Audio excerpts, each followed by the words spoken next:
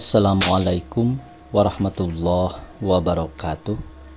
Pemirsa di mana saja Anda berada, selamat berjumpa kembali dengan channel YouTube Insan Dongeng. Pada malam ini saya Bang Elgi akan melanjutkan cerita Siti Nurbaya bagian ke-6. Terima kasih kepada semua subscriber yang selalu setia mengikuti. Selamat mendengarkan.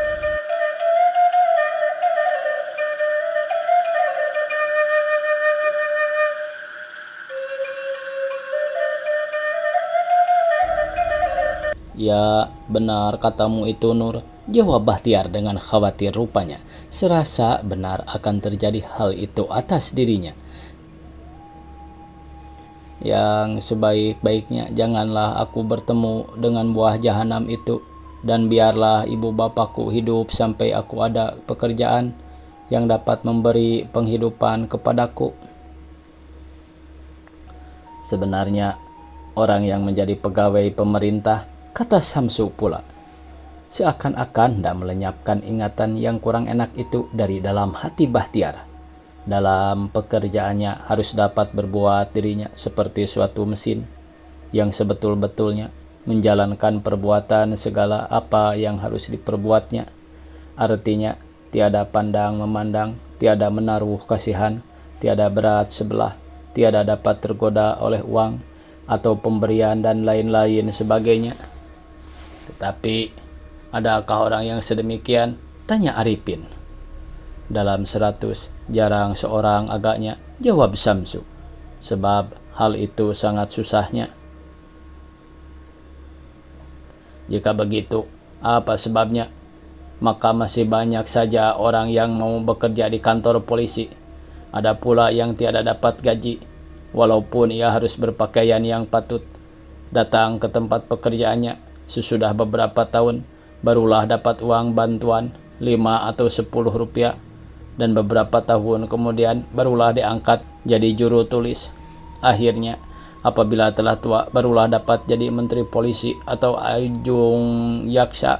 Tanya Arifin pula. Sebabnya ada bermacam-macam. Ada yang bekerja sesungguhnya karena hendak mencari kehidupan dengan tiada mempunyai maksud lain.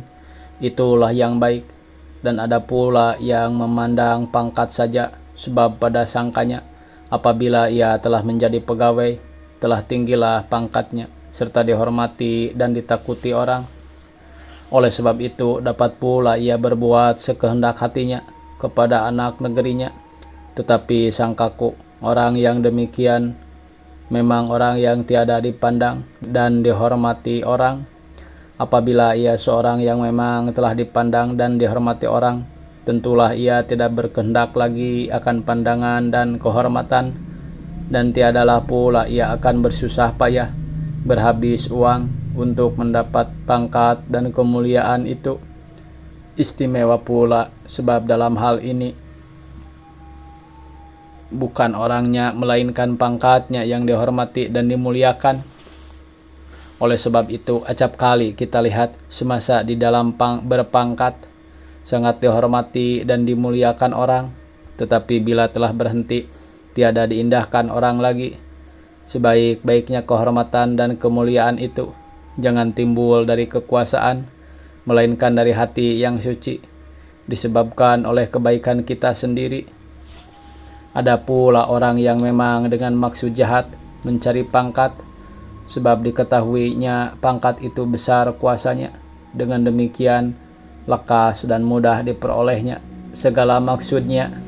Akan tetapi, pikiran yang semacam ini hanya ada pada mereka yang tiada lulus hatinya. Mereka yang mengerti tentulah akan tahu bahwa kekuasaannya tak lebih daripada kekuasaan anak negerinya, dan pangkatnya sebenarnya rendah daripada pangkat orang yang tiada makan gaji. Karena orang ini bebas, boleh berbuat sekehendak hatinya, tak perlu menurut perintah, sebab tak menerima upah. Kalau ia bersalah, yang menghukum bukannya pegawai itu, melainkan undang-undang juga. Pegawai hanya seorang yang digaji pemerintah untuk menjalankan sesuatu kekuasaan yang tak bersalah, tentu tak dapat dihukumnya dengan lurus. Untung benar tiada sekalian pegawai demikian kelakuannya. Banyak yang semata-mata dengan maksud baik menjabat pekerjaan, dan sesungguhnya banyak kebaikan yang dapat diperbuat mereka karena kekuasaan tadi. Aku tiada memandang kehormatan, kekuasaan, dan pangkat, jawab Bahtiar tiba-tiba. Asal cukup dapat uang, pekerjaan apapun tiada kuindahkan. Boleh orang memanggil kuli kepadaku asal diberinya gaji yang cukup. Supaya jangan sampai kekurangan kue-kue, bukan? Dipanggil hantu kue pun tak mengapa, kata Arifin sambil tertawa-tawa mengganggu sahabatnya ini.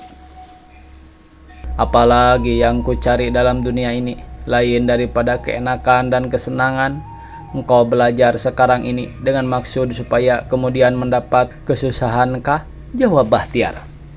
Tentu tidak, kata Samsu pula, yang rupanya hendak menyabarkan kedua sahabatnya yang seakan-akan bermusuh-musuhan itu. Tetapi di manakah tinggalnya ceritamu tadi, Arifin? Cobalah teruskan. Benar, tetapi yang terlebih baik ialah kita teruskan perjalanan kita ini. Sebab kalau kita masih berhenti di sini sampai hari kiamat pun belum juga kita akan sampai di atas. Di jalan kelak ku sambung cerita itu, kata Arifin. Keempat anak muda ini mendakilah pula. Setelah sejurus lamanya mereka mendaki jalan yang curam. Berceritalah pula Arifin. Belum berapa lama aku tidur, terperanjatlah aku bangun karena aku dengar suara orang berkata, "Jangan banyak cakap, jangan banyak cakap. Nanti kupukul kepalamu sampai engkau tak dapat bergerak lagi." Maka gemetarlah seluruh tubuhku karena pada sangkaku tentulah suara itu suara si pengamuk yang telah menangkap bujangku supaya mudah melakukan niatnya yang jahat kepada kami. Istimewa pula karena tatkala itu kedengaran suara orang naik tangga rumahku lalu mengetuk pintu, menyuruh bukakan pintu. Sebab takutku, tak tahulah aku apa yang hendak ku perbuat. Walaupun aku hendak berdiri mencari senjata akan membela diriku dan ibuku melawan orang itu, tetapi tak dapat karena kakiku berat rasanya sebagai terpaku pada lantai. Ketika aku hendak berteriak minta tolong, suaraku tak hendak keluar sebab leherku serasa dicekik orang. Untunglah ibuku berani bertanya, "Siapa itu?" "Aku," jawab di luar.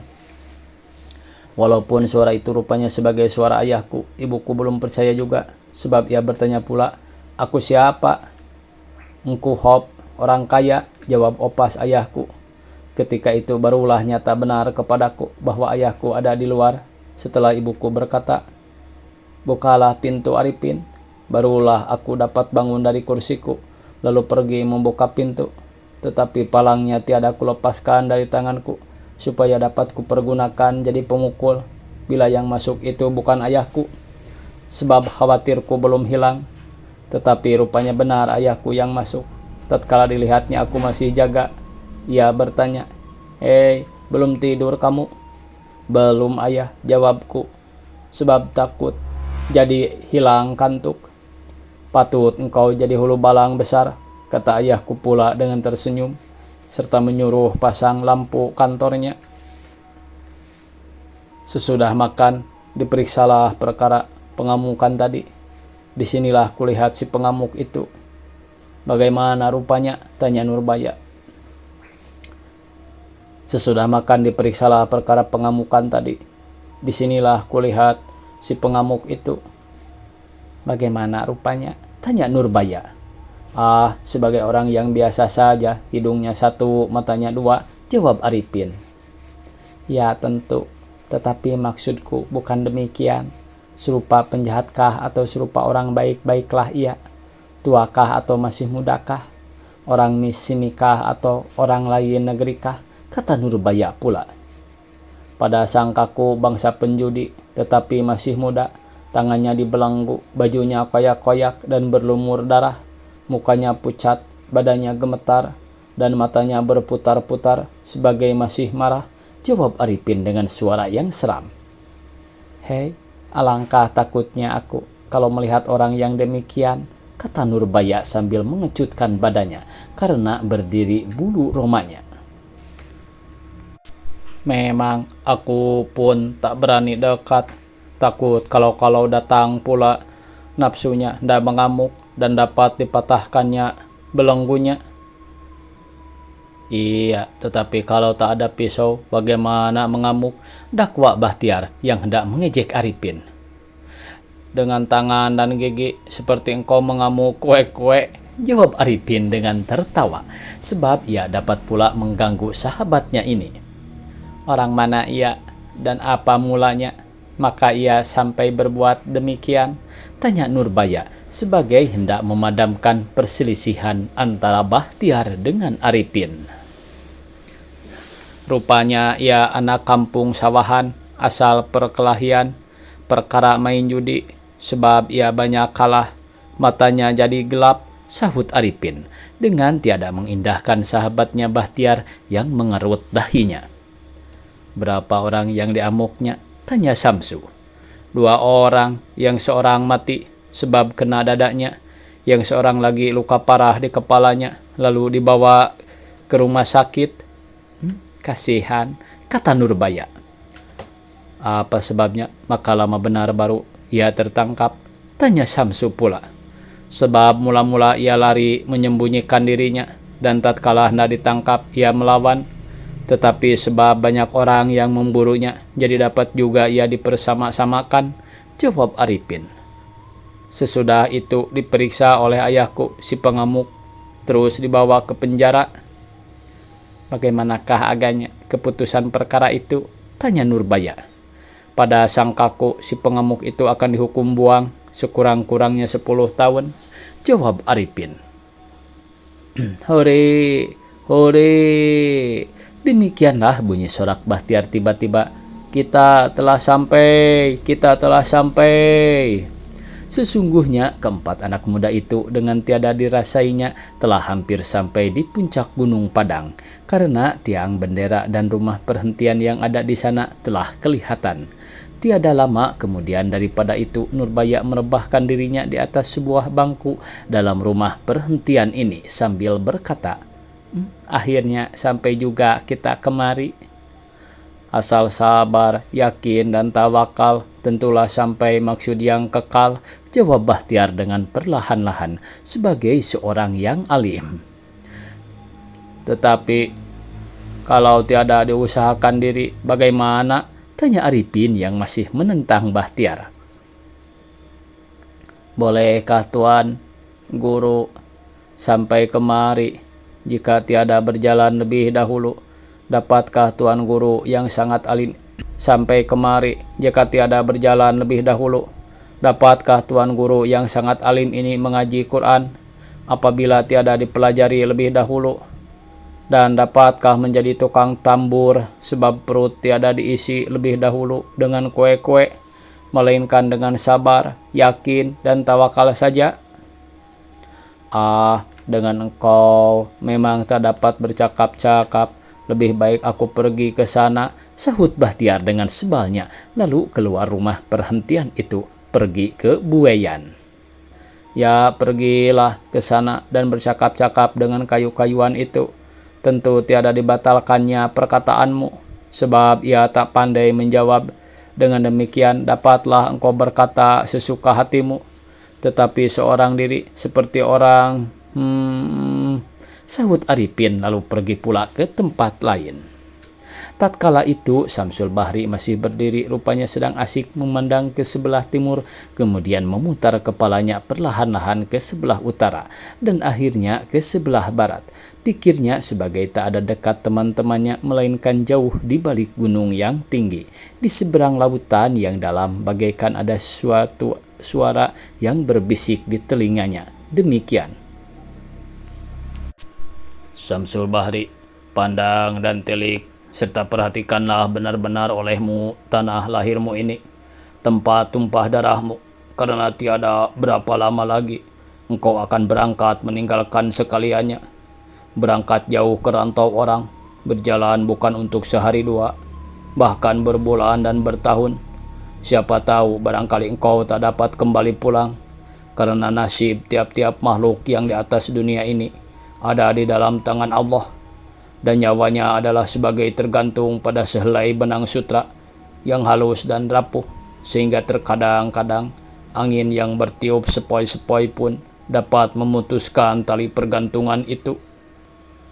Entah pikiran yang sedemikian, entah keelokan pemandangan puncak gunung itu yang memberi asik hati anak muda ini, tiadalah dapat dilihat pada air mukanya yang bermuram-muram durja sebagai mengandung suka dengan duka.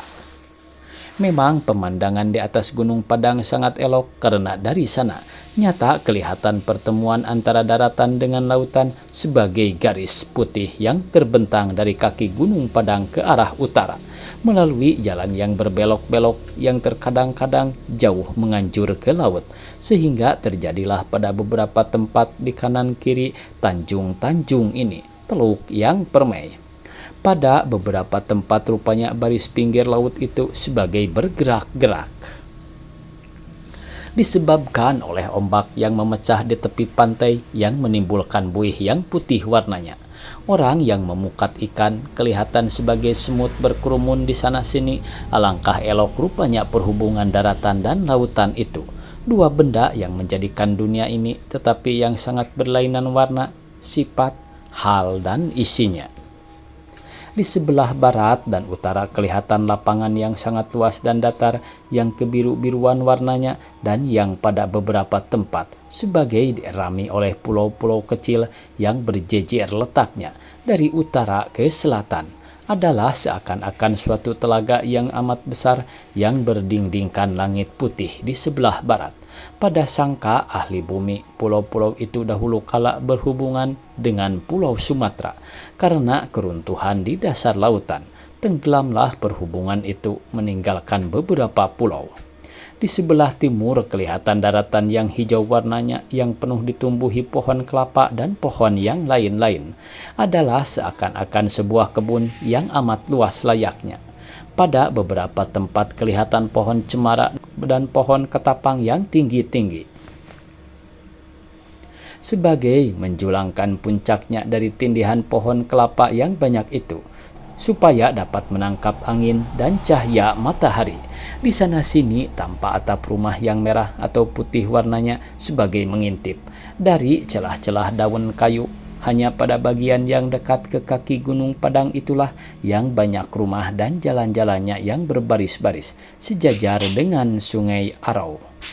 Jauh di sebelah timur kebun yang besar itu dipagari oleh gunung-gunung yang membujur Pulau Sumatera, yaitu sebagian daripada Bukit Barisan yang letaknya di tengah-tengah Pulau Sumatera.